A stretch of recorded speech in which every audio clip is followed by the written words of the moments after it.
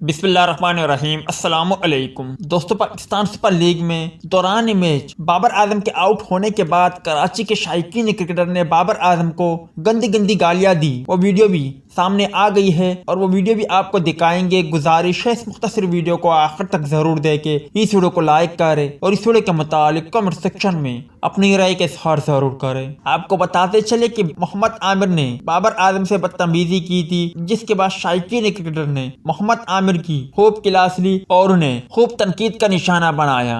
और साथ ही साथ शाद खान अफरीदी ने भी उन्हें मना किया था, उन्हें समझाने की कोशिश की थी कि बाबर आजम के साथ बदतमीजी ना करे। मगर अब ग्राउंड में जो वीडियो में आप भाइयों को दिखाने लगा हूँ, उसमें सरेआम शायकीन क्रिकेटर बाबर आजम को गंदी गंदी गालियां दे रहे हैं। अफसोस की बात है, कौमी कप्तान को, दुनिया के बेहतरीन बल्लेबाज को इस तरह गंदी गालियां देना, सच कहा जाए तो ऐसे लोगों को बीच चौड़ाई में लटकाना चाहिए और ऐसे लोगों को सख्त तरीन सजा देना चाहिए। आप भाई इस पर क्या कहते हो, कमेंट सेक्शन में लाजमी तौर पर बताएं। वीडियो अच्छी लगे तो इसे लाजमी तौर पर शेयर करें।